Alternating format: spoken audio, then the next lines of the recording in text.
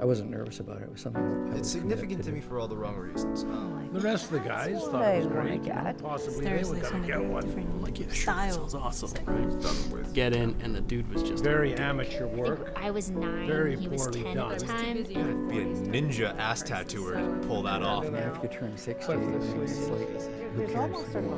This one actually looks different. I was 18 years old. Worth it. Forget. No.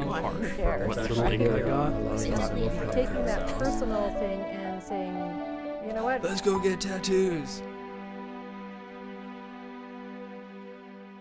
This shop is made to look like a 1940s, 1950s tattoo shop.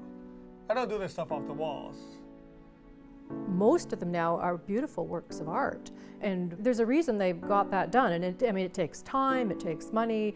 You know, it just makes you think there's got to be a story there. I say I had 2 small tattoos when I was a teenager. One by Curly Allen on Hastings Street, old guy in a wheelchair. And then I had another tattoo done by a guy with a wooden leg in Amsterdam, Peter de Haan. Back, when tattoos had some character.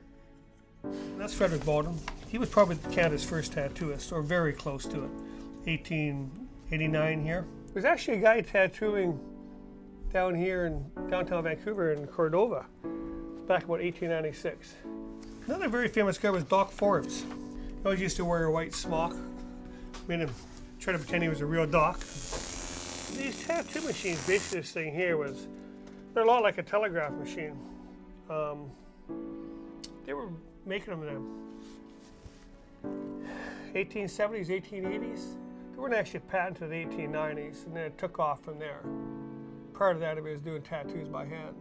Well, I don't think I came across many when I was growing up. So if you saw men, you never saw women with tattoos, that you kind of go, ooh, that guy's been around the world, right? So that was always my impression of tattoos. I haven't always been this lucky in my life. Things have been hard. And I've made a lot of it hard for myself. But I moved around from place to place all through Canada. I've been over in Belgium. I've been in South America. Places where I kind of like to go back to, but I don't think I'll ever get there. Other than that, I just get tattoos wherever I go. I just want to get too many tattoos. I like them, but they mark you up.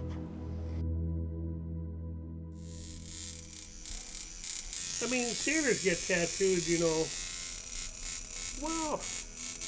prove they went to different ports. There's machismo involved,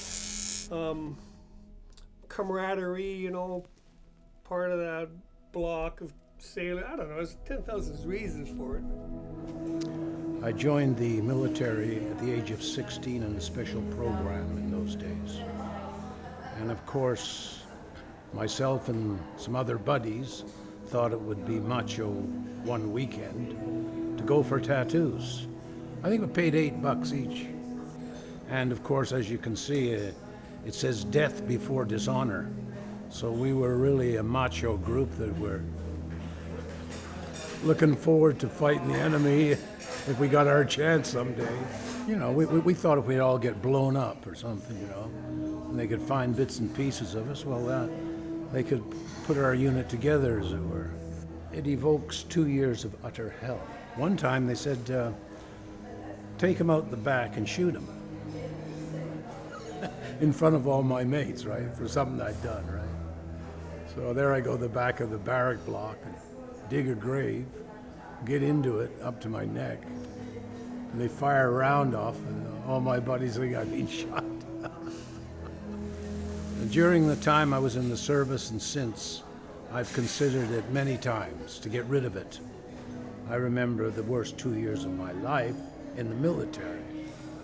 I think now it's a bit more artsy. I mean, this is more artsy than, a little tiny phoenix on his shoulder or a little tramp stamp down here, which actually is a great place for a tattoo. I don't know why we call it a derogatory tramp stamp. I mean, like, some people get the tribal ones. I mean, a lot of them just get them because they think they're cool. And I mean, that's their decision, I guess. For me, I like having significance. I think every tattoo should tell a story about yourself. It's a typical stereotype, but at the same time, you know, no two tribal tattoos are relatively the same. Everything is always different depending on the artist that puts it on you. Whereas with other ones, with pictures and stuff, like I see people with koi fishes on their arms, and you see those everywhere. So, you know, you're in a group with those people, where I want to be kind of a little bit more independent. You know, what's on me is unique to me and nobody else. The tattoo came from a friend of mine. I was passed out, and I'm a very heavy sleeper when I do sleep. I wasn't intoxicated, though I probably should have been. And she was a budding tattoo artist with a brave heart and a steady hand. And we both are fans of George Carlin. She heard me have this idea. So my tattoo is 2 tiny W's very close to my sphincter. So whenever I bend over, it says, wow. I told her jokingly that if I ever pass out hard enough and you can do it and you can pull it off, go ahead. And she took that challenge. You gotta be a ninja ass tattooer to pull that off. My dad's a tattoo artist, and I haven't gotten a tattoo all my life until 2 months ago. Like, I've seen a lot of people coming with tattoos that they want to get fixed or want to get covered, almost as much as I've seen people who want to get new tattoos. Theirs will turn out all fine. I guess I was just the drunkest one of them all because, you know, it was tilted, right? We went back and looked at it the next day, and we're just like, yeah, no, shouldn't have done that. I think that it depends on the person's psyche and what draws them to a particular tattoo. Yeah, and for me, and I think maybe for most people now, you get a tattoo for a reason. It was about 4 years ago or so that I got my tattoo, but I wanted it to be personal and for me, and not show. I didn't feel like I needed to show other people. So I got it just under my watch. It's a Sanskrit symbol. It represents a female Buddha by the name of Green Tara. What it does, it reminds me of the vows I took when I became a Buddhist about 32 years ago. It represents my relationship with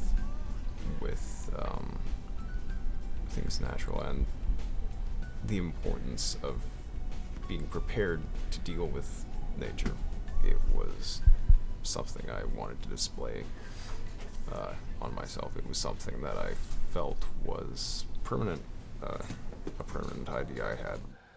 Plethora of different gods and demons and devils, you know. So yeah, I cheat and I steal. I think in the Japanese mythology, and dragons are common, but I mean koi fish, you know, omis, onis, you know, gods of death and war and thunder and lightning. Lots of samurais fighting for, you know, honor and stuff like that. Yeah. Oh, easy to steal from Japanese mythology, let me tell you. Well, my tattoo is of a dragon with a dragon boat, paddle through it, with a breast cancer symbol.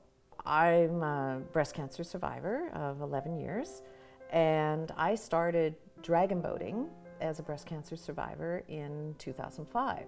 I'm on a seniors team, and we were at the national championships, and we won. Like, we really rocked it.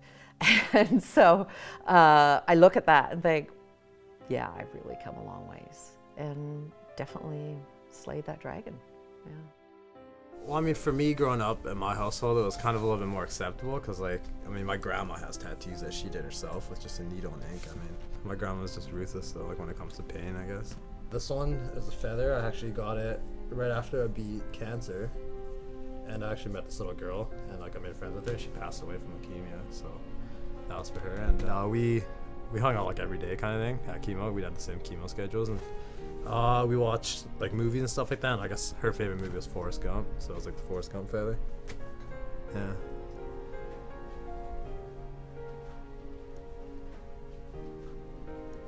I actually lost my best friend when I was 11, and it kind of sucked and has affected me since, so it's my way of commemorating him. It actually reminds me of my favorite memory with him, and then also ties in the way he died. And we were walking back, and it was spring, and I'm from Victoria, and the cherry blossoms in Victoria are phenomenal. in springtime, and we were walking back, and I was like, oh, the cherry blossoms, because I'm a weird 9-year-old who admired cherry blossoms. And he climbed this fence and into the tree and just started shaking the blossoms down, and I kind of danced underneath. It was kind of out of a movie, but those moments occurred a lot with us. It was kind of weird, but it was really beautiful and kind of one of my favorite memories with him. So that's why I got the cherry blossom. And then the water that it's just fallen into on my tattoo actually represents the way he died, because he actually drowned. It's like I have seen a lot of bad happen to me, like family member pass away. So it's kind of like really emotional for me that year. It's kind of protect the year of tiger. Every older person that usually has a tattoo, they have a really cool story behind it. I think if I had my way, I'd get them off. I would keep 2. And these are names. They're married, and they have family. So I don't bother with them too much now. But 7 years ago, so. And they said Sailor's Grave. And so I got that in Belgium. That was the happiest place I've ever been. This one here, I put on, I was in jail. I was in there because I almost beat a man to death. And when I was in there, I looked in the paper, it was a funny paper. And I saw it. I said, I'd like to have that on my arm. Garfield and Peggy, well, she was a good friend.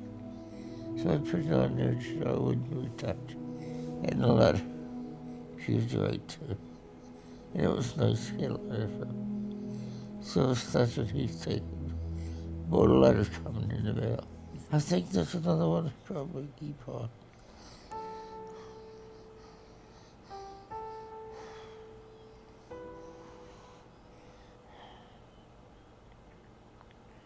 I don't think my reasons for getting my tattoos are ever going to change. I mean, of course, we're all growing as individuals and becoming better or sometimes worse.